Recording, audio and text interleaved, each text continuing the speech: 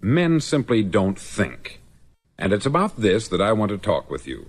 We live today in a golden age. This is an era that man has looked forward, dreamed of, and worked toward for thousands of years. But since it's here, we pretty well take it for granted. We in America are particularly fortunate to live in the richest land that ever existed on the face of the earth, a land of abundant opportunity for everyone. But do you know what happens? Let's take 100 men who start even at the age of 25. Do you have any idea what will happen to those men by the time they're 65? These 100 men who all start even at the age of 25 believe they're going to be successful. If you asked any one of these men if he wanted to be a success, he'd tell you that he did. And you'd notice that he was eager toward life, that there was a certain sparkle to his eye, an erectness to his carriage, and life seemed like a pretty interesting adventure to him. But by the time they're 65, 1 will be rich, 4 will be financially independent, 5 will still be working, 54 will be broke. Now think a moment. Out of the 100, only 5 make the grade. Why do so many fail? What has happened to the sparkle that was there when they were 25? What's become of the dreams, the hopes, the plans? And why is there such a large disparity between what these men intended to do and what they actually accomplished? When we say about 5% achieve success, we have to define success. And here's the definition. Success is the progressive realization of a worthy ideal. If a man is working toward a predetermined goal and knows where he's going, that man is a success. If he's not doing that, he's a failure. Success is the progressive realization of a worthy ideal. Rollo May, the distinguished psychiatrist, wrote a wonderful book called Man's Search for Himself. And in this book he says, the opposite of courage in our society is not cowardice, it is conformity. And there you have the trouble today. It's conformity. People acting like everyone else, without knowing why, without knowing where they're going. Now think of it. In America right now, there are over 14 million people 65 years of age and over, and about 13 million of these 14 million are broke. They're dependent on someone else for life's necessities. Now, we learn to read by the time we're 7. We learn to make a living by the time we're 25. Usually, by that time, we're not only making a living, we're supporting a family. And yet, by the time we're 65, we haven't learned how to become financially independent in the richest land that has ever been known. Why? We conform. And the trouble is that we're acting like the wrong percentage group, the 95% who don't succeed. Now, why do these people conform? Well, they don't know, really. These people believe that their lives are shaped by circumstances, by things that happen to them, by exterior forces. They're outer-directed people. A survey was made one time that covered a lot of men, working men, and these men were asked this question. Why do you work? Why do you get up in the morning? 19 out of 20 had no idea. If you ask them, they'll say, everyone goes to work in the morning. And that's the reason they do it, because everyone else is doing it. Now let's get back to our definition of success. Who succeeds? The only man who succeeds is the man who is progressively realizing a worthy ideal. He's the man who says, I'm going to become this, and then begins to work toward that goal. I'll tell you who the successful people are. A success is the school teacher who's teaching school because that's what she wanted to do.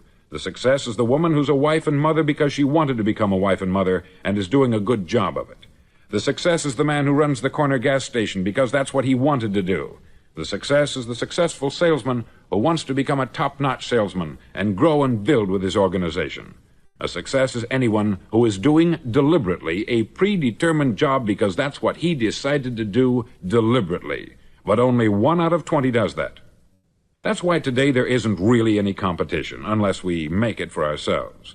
Instead of competing, all we have to do is create. Now, for 20 years, I looked for the key which would determine what would happen to a human being. Was there a key I wanted to know which would make the future a promise that we could foretell to a large extent? Was there a key that would guarantee a person's becoming successful if he only knew about it and knew how to use it? Well, there is such a key, and I've found it. Have you ever wondered why so many men work so hard and honestly without ever achieving anything in particular, and others don't seem to work hard and yet seem to get everything? They have the magic touch. You've heard them say that about someone. Everything he touches turns to gold. And have you ever noticed that a man who becomes successful tends to continue to become successful, and on the other hand, Have you noticed how a man who is a failure tends to continue to fail? It's because of goals. Some of us have them, some don't. People with goals succeed because they know where they're going. Now think of a ship leaving a harbor, and think of it with the complete voyage mapped out and planned. The captain and crew know exactly where it's going and how long it will take. It has a definite goal. 9,999 times out of 10,000 it will get to where it started out to get. Now let's take another ship, just like the first, only let's not put a crew on it, or a captain at the helm. Let's give it no aiming point, no goal, no destination. We just start the engines and let it go. I think you'll agree with me that if it gets out of the harbor at all, it will either sink or wind up on some deserted beach a derelict. It can't go any place because it has no destination and no guidance. It's the same with a human being. Take the salesman, for example. There is no other person in the world today with the future of a good salesman. Selling is the world's highest paid profession, if we're good at it and if we know where we're going. Every company needs top-notch salesmen, and they reward those men. The sky is the limit for them. But how many can you find? Someone once said, the human race is fixed, not to prevent the strong from winning, but to prevent the weak from losing. The American economy today can be likened to a convoy in time of war. The entire economy is slowed down to protect its weakest link, just as the convoy had to go at the speed that would permit its slowest vessel to remain in formation. That's why it's so easy to make a living today. It takes no particular brains or talent to make a living and support a family today. So we have a plateau of so-called security, if that's what a person's looking for. But we do have to decide how high above this plateau we want to aim for. Now let's get back to the strangest secret in the world, the story that I wanted to tell you today. Why do men with goals succeed in life, and men without them fail? Well, let me tell you something which, if you really understand it, will alter your life immediately.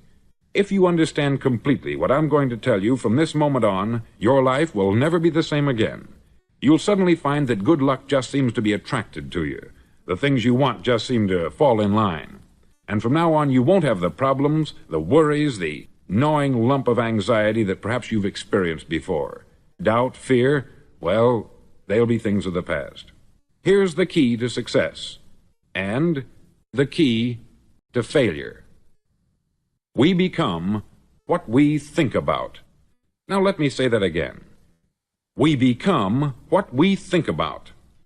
Throughout all history, the great wise men and teachers, philosophers and prophets have disagreed with one another on many different things.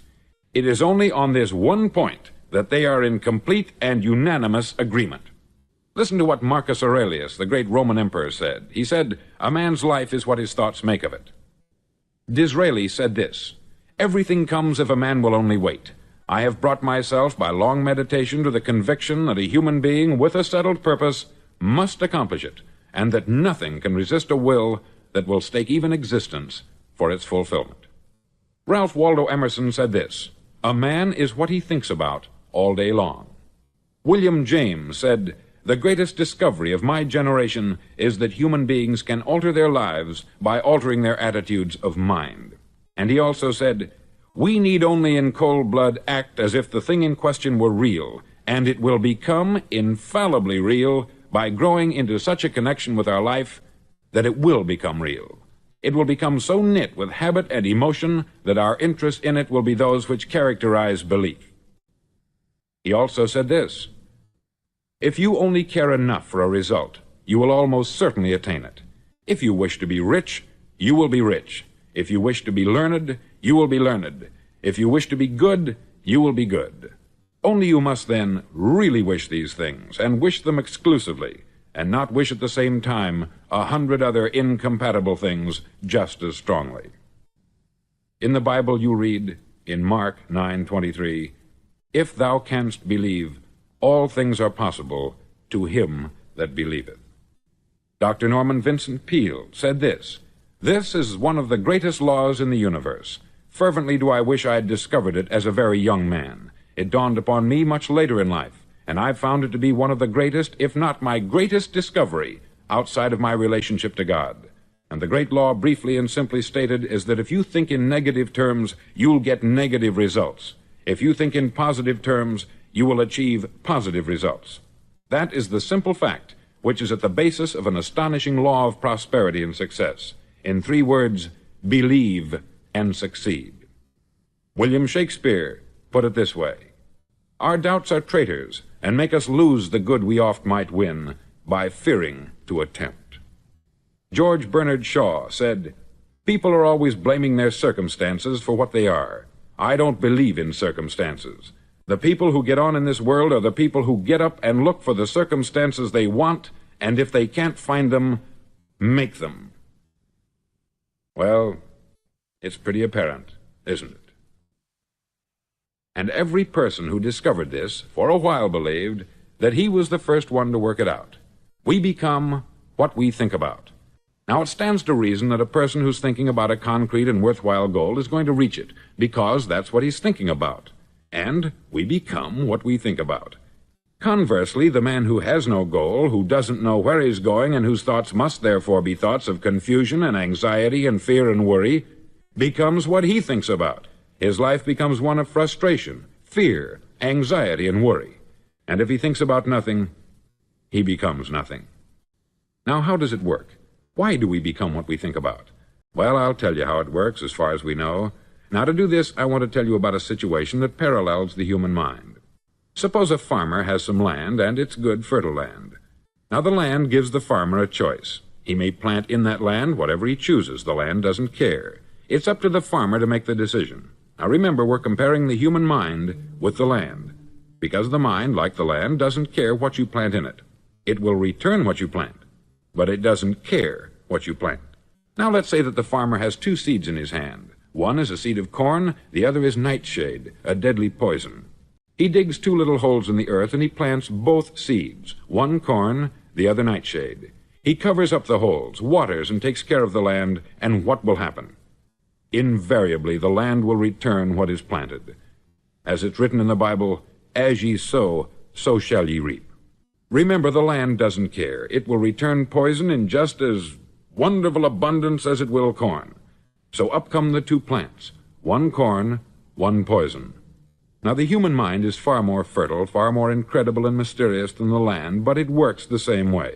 It doesn't care what we plant. Success, failure.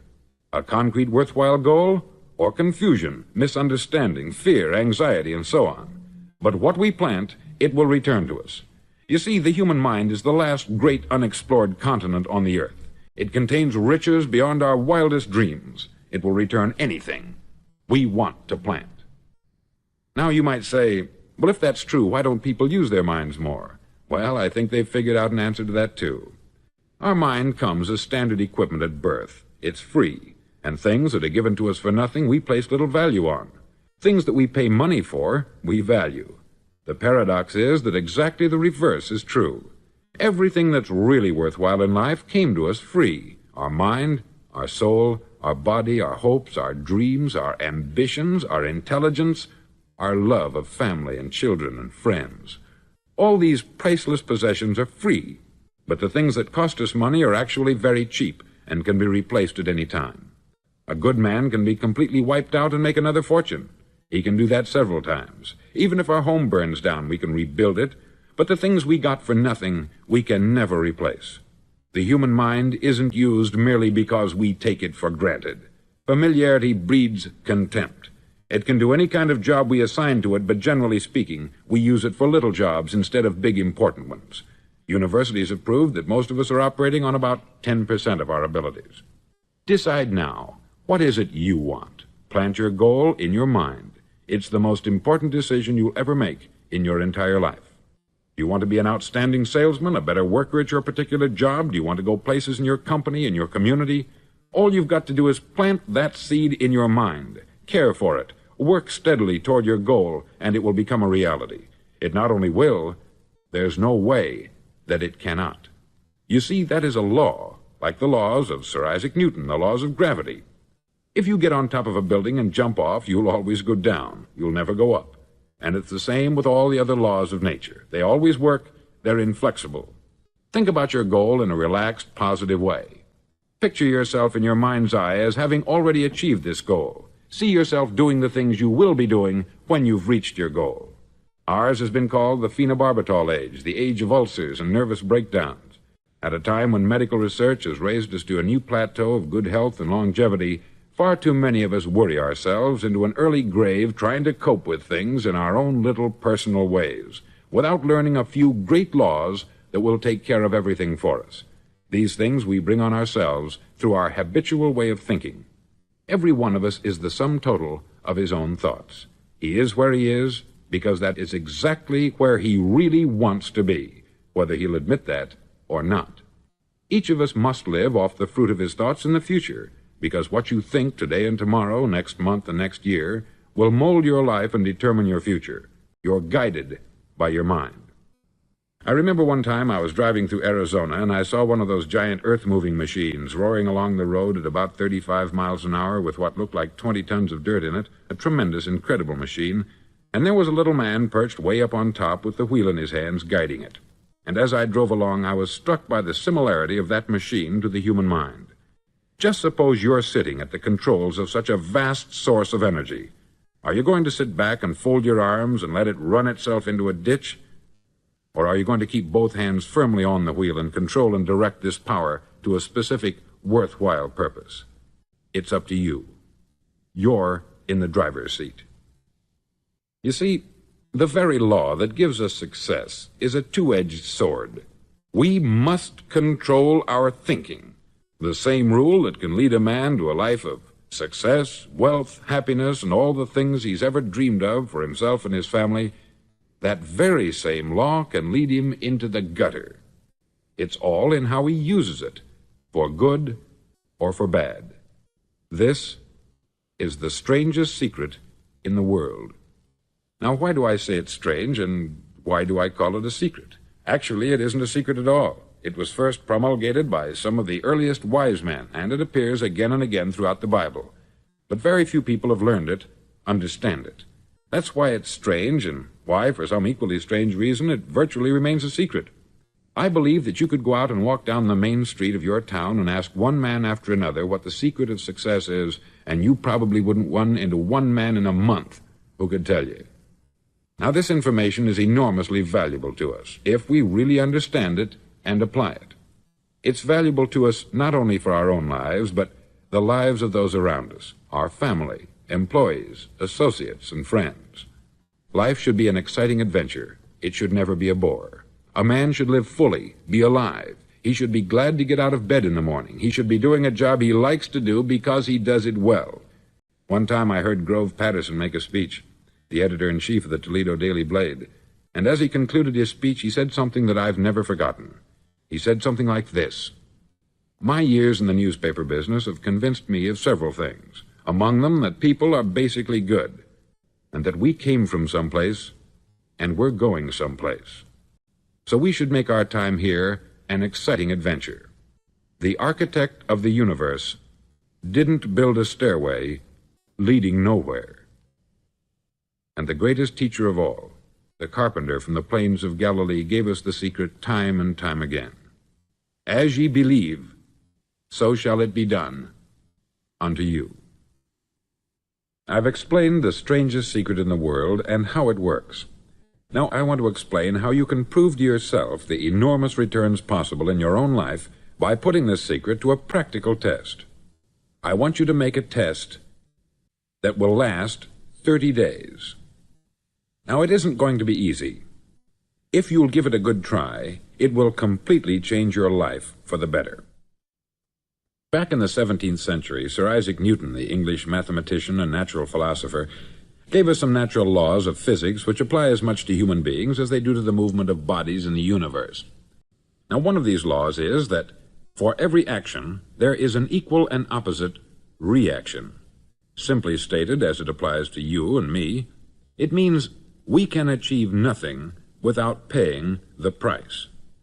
The results of your 30-day experiment will be in direct proportion to the effort you put forth. To be a doctor, you must pay the price of long years of difficult study. To be successful in selling, and remember that each of us succeeds to the extent of his ability to sell, selling our families on our ideas, selling education in schools, selling our children on the advantages of living the good and honest life, selling our associates and employees on the importance of being exceptional people, to, of course, the profession of selling itself.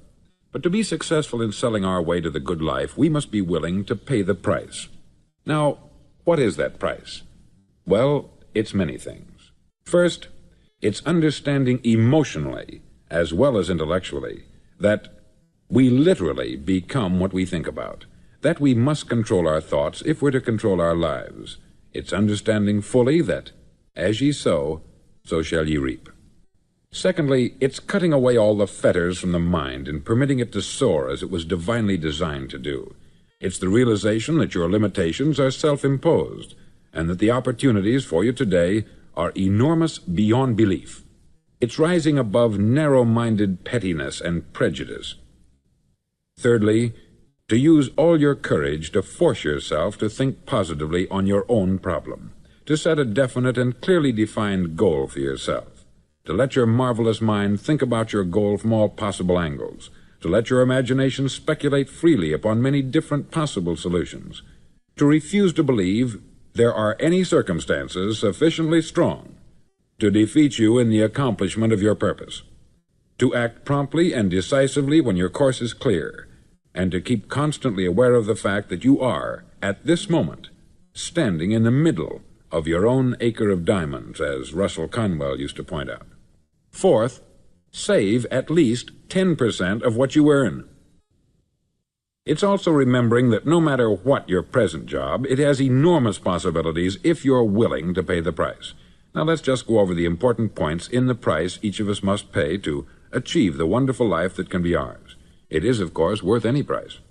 1, you will become what you think about. 2, remember the word imagination. Let your mind soar. 3, courage. Concentrate on your goal every day. 4, save 10% of what you earn. And action. Ideas are worthless unless we act on them. Now I'll try to outline the 30-day test I want you to make. Now keep in mind that you have nothing to lose by making this test, and everything you could possibly want to gain. There are 2 things that may be said of everyone. Each of us wants something, and each of us is afraid of something. I want you to write on a card what it is you want more than anything else. It may be more money. Perhaps you'd like to double your income or make a specific amount of money. It may be a beautiful home. It may be success at your job. It may be a particular position in life. It could be a more harmonious family. Each of us wants something. Write down on your card specifically what it is that you want. Make sure it's a single goal and clearly defined. You needn't show it to anyone, but carry it with you so that you can look at it several times a day. Think about it in a cheerful, relaxed, positive way each morning when you get up, and immediately you have something to work for, something to get out of bed for, something to live for. Look at it every chance you get during the day and just before going to bed at night. As you look at it, remember that you must become what you think about, and since you're thinking about your goal, you realize that soon it will be yours. In fact, it's yours really the moment you write it down and begin to think about it. Look at the abundance all around you as you go about your daily business. You have as much right to this abundance as any other living creature. It's yours for the asking. Now we come to the difficult part. Difficult because it means the formation of what is probably a brand new habit, and new habits are not easily formed. Once formed, however, it'll follow you for the rest of your life. Stop thinking about what it is you fear. Each time a fearful or negative thought comes into your consciousness, replace it with a mental picture of your positive and worthwhile goal. There will come times when you will feel like giving up. It's easier for a human being to think negatively than positively. That's why only 5% is successful. You must begin now to place yourself in that group. For 30 days, you must take control of your mind. It will think only about what you permit it to think. Each day for this 30-day test, do more than you have to do. In addition to maintaining a cheerful, positive outlook, give of yourself more than you've ever done before.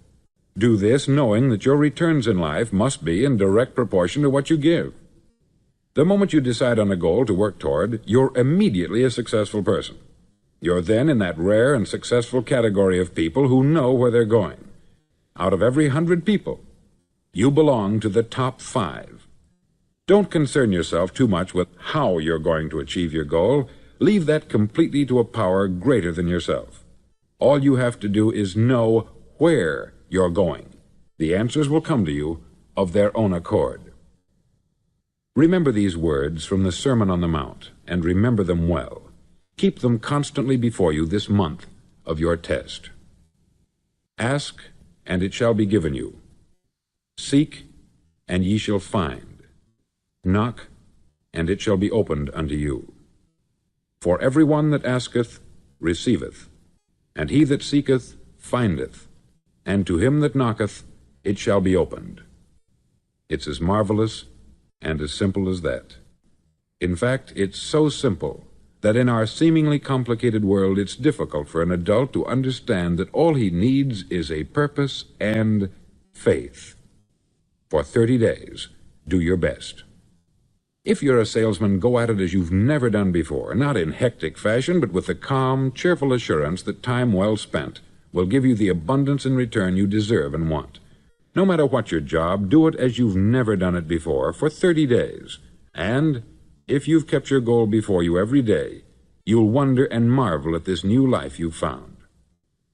Dorothea Brand, outstanding editor and writer, discovered it for herself and tells about it in her fine book, Wake Up and Live. Her entire philosophy is reduced to the words, act as though it were impossible to fail. She made her own test with sincerity and faith, and her entire life was changed to one of overwhelming success. Now you make your test for 30 full days. Don't start your test until you've made up your mind to stick with it. You see, by being persistent, you're demonstrating faith. Persistence is simply another word for faith. If you didn't have faith, you would never persist. If you should fail during your first 30 days, by that I mean suddenly find yourself overwhelmed by negative thoughts, you've got to start over again from that point and go 30 more days. Gradually your new habit will form until you find yourself one of that wonderful minority to whom virtually nothing is impossible. Don't forget the card. It's vitally important as you begin this new way of living. On one side of the card, write your goal, whatever it may be. On the other side, write the words we've quoted from the Sermon on the Mount. Ask, and it shall be given you. Seek, and ye shall find. Knock, and it shall be opened unto you. Nothing great was ever accomplished without inspiration. See that during these crucial first 30 days, your own inspiration is kept at a peak. Above all, don't worry. Worry brings fear, and fear is crippling. The only thing that can cause you to worry during your test is trying to do it all yourself. Know that all you have to do is hold your goal before you. Everything else will take care of itself. Remember also to keep calm and cheerful. Don't let petty things annoy you and get you off course.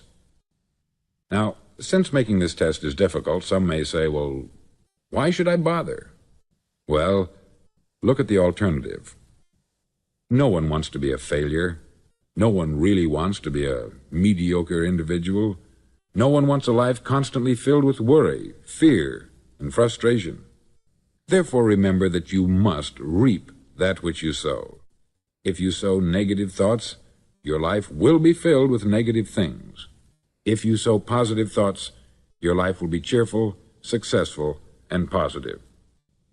Now, gradually, you will have a tendency to forget what you've heard on this record. Play it often. Keep reminding yourself of what you must do to form this new habit. Gather your whole family about and listen to what's been said here at regular intervals. You know, most men will tell you that they want to make money without understanding the law. The only people who make money work in the mint. The rest of us must earn money. This is what causes those who keep looking for something for nothing or a free ride to fail in life. The only way to earn money is by providing people with services or products which are needed and useful. We exchange our product or service for the other man's money. Therefore, the law is that our financial return will be in direct proportion to our service. Success is not the result of making money. Making money is the result of success. and success is in direct proportion to our service. Most people have this law backwards. They believe that you're successful if you earn a lot of money. The truth is that you can only earn money after you're successful. It's like the story of the man who sat in front of the stove and said to it, "Give me heat, and then I'll add the wood." How many men and women do you know, or do you suppose there are today, who take the same attitude toward life? There are millions. We've got to put the fuel in before we can expect heat. Likewise, we've got to be of service first before we can expect money. Don't concern yourself with the money. Be of service. Build, work, dream, create. Do this, and you'll find there's no limit to the prosperity and abundance that will come to you. Prosperity is founded upon a law of mutual exchange. Any person who contributes to prosperity must prosper in turn himself. Sometimes the return will not come from those you serve, but it must come to you from someplace, for that is the law. For every action, there is an equal and opposite reaction. As you go daily through your 30-day test period, remember that your success will always be measured by the quality and quantity of service you render, and money is a yardstick for measuring this service. No man can get rich himself unless he enriches others. There are no exceptions to a law. You can drive down any street in America and from your car estimate the service that's being rendered by the people living on that street. Had you ever thought of this yardstick before? It's interesting. Some, like ministers and priests and other devoted people, measure their returns in the realm of the spiritual, but again, their returns are equal to their service. Once this law is fully understood, any thinking person can tell his own fortune. If he wants more, he must be of more service to those from whom he receives his return. If he wants less, he has only to reduce this service. This is the price you must pay for what you want. If you believe you can enrich yourself by deluding others, you can only end by deluding yourself. It may take some time, but just as surely as you breathe, you'll get back what you put out. Don't ever make the mistake of thinking you can avert this. It's impossible. The prisons and the streets where the lonely walk are filled with people who tried to make new laws just for themselves. We may avoid the laws of man, but there are greater laws that cannot be broken. An outstanding medical doctor recently pointed out 6 steps that will help you realize success. 1. Set yourself a definite goal. 2. Quit running yourself down. 3. Stop thinking of all the reasons why you cannot be successful, and instead think of all the reasons why you can. 4. Trace your attitudes back through your childhood and try to discover where you first got the idea you couldn't be a success, if that's the way you've been thinking. 5. Change the image you have of yourself by writing out a description of the person you would like to be. And 6. Act the part of the successful person you have decided to become. The doctor who wrote those words is a noted West Coast psychiatrist, David Harold Fink, M.D. Do what all experts since the dawn of recorded history have told you you must do. Pay the price by becoming the person you want to become. It's not nearly as difficult as living unsuccessfully. Make your 30-day test. Then repeat it.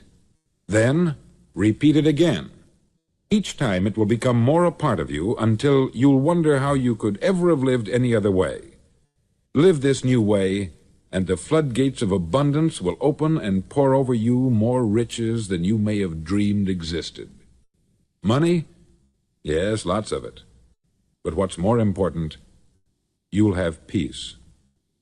You'll be in that wonderful minority who lead calm, cheerful, successful lives. Start today. You have nothing to lose.